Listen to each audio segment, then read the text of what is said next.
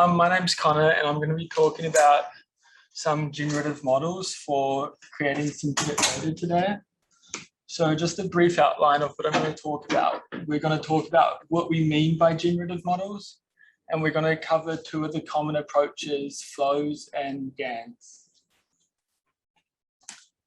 So what do we mean by generative modeling? So we have this high-dimensional data set X, where we want to sample synthetic data which captures all of the feature of our observed data, but we don't quite understand all the complex relationships between the variables within X.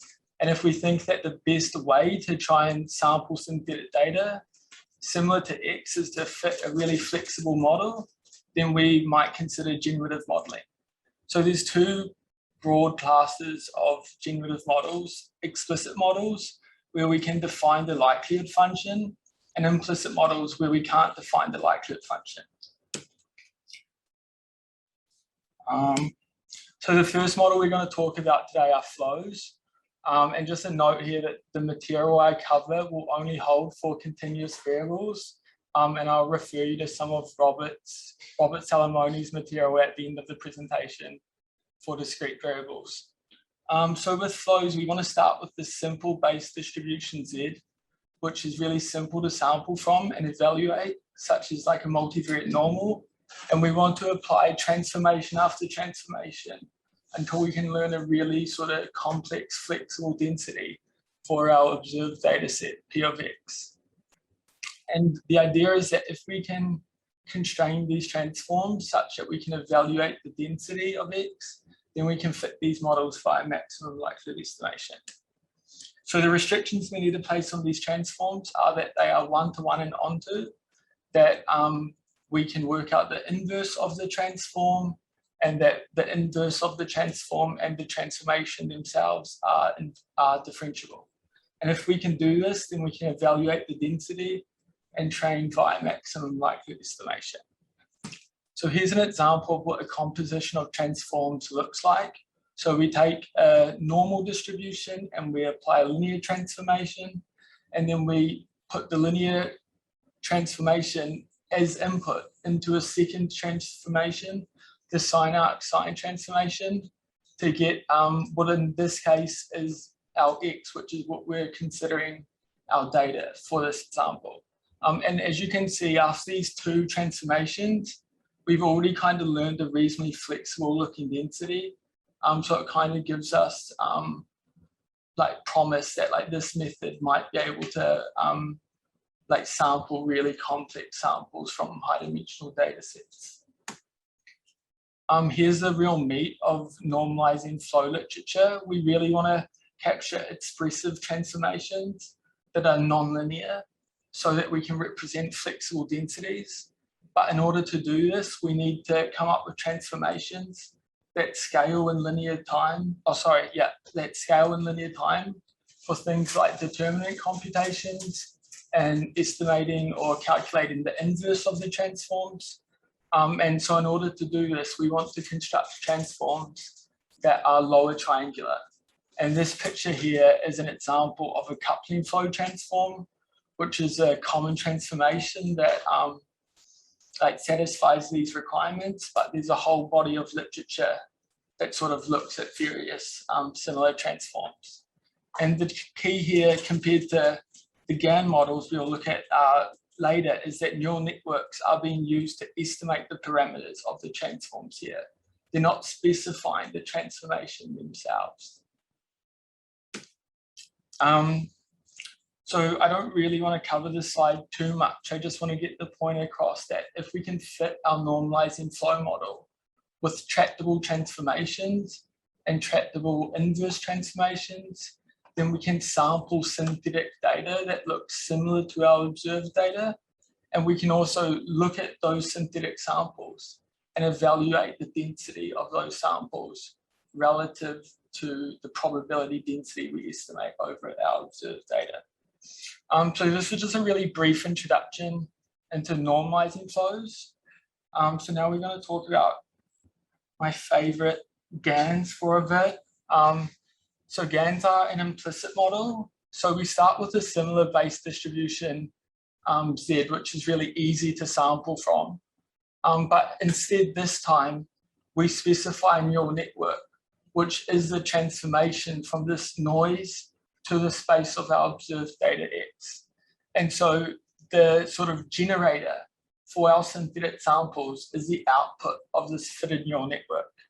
The issue here is that this neural network doesn't give us a likelihood for our model, and so we can't train via the methods we did for flows. So we need to use something called adversarial training. So in adversarial training, we'll bring in another neural network, the discriminator, which we don't care about. We just want to use it to be able to train an optimal generator so that we generate really realistic synthetic samples. So how do we create a discriminator that does what we want, that gives us sort of the optimal generator? So what we're going to do is we're going to make the discriminator a binary classifier, which learns to predict whether an observation it's looking at is real or whether it's from like the synthetic data samples we have created. So here's an inner loop of a GAN training graph. And so down here is the noise and the current values of the parameters of the generator, and they're fed into the generator, which outputs these synthetic samples X. And then these synthetic samples and the real data are fed into this generator, which is a binary classifier, which will predict whether each observation it's looking at is either from the observed data or whether it's synthetic. And the information from these predictions are sent to these loss functions, which are then sent back to each of the parameters to update sort of until the algorithm converges or until termination.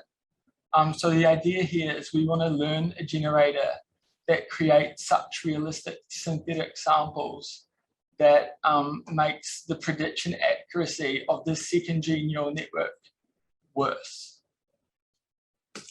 So the issues with this problem is that the optimization problem we've specified is a saddle point optimization problem. So if we do reach convergence, we will most probably have trained a local minimum, and depending on the sort of quality of the local minimum we find, we will suffer from various forms of mode collapse. So mode collapse is where you're not generating synthetic samples that capture the whole distribution of the observed data set. You're just generating samples that come from a particular subset of this data. And obviously we don't have a likelihood function, so it's really hard to evaluate the sort of fit of our GAN model. So in summary, evaluating generative models is hard because for some of them we don't have likelihoods. And even in the cases that we do, such as normalizing flows, we're in such high dimensions that these sort of divergence measures or evaluating the likelihood doesn't necessarily tell you a whole lot. And it doesn't inform you like how or why the synthetic samples you're generating deviate from the distribution of the observed data. It doesn't tell you how bad individual sample observations you're generating are and whether like just removing them completely will sort of improve or like hinder the synthetic samples you're creating. And also synthetic data applications are so broad that there's no reason to sort of expect that there's going to be a single evaluation metric which will give the optimal like synthetic data set for everyone's application of interest. So here's some potential approaches which I won't have time to cover, but I'll just leave the references here if anyone's interested in how to evaluate some of these methods. And here's the references.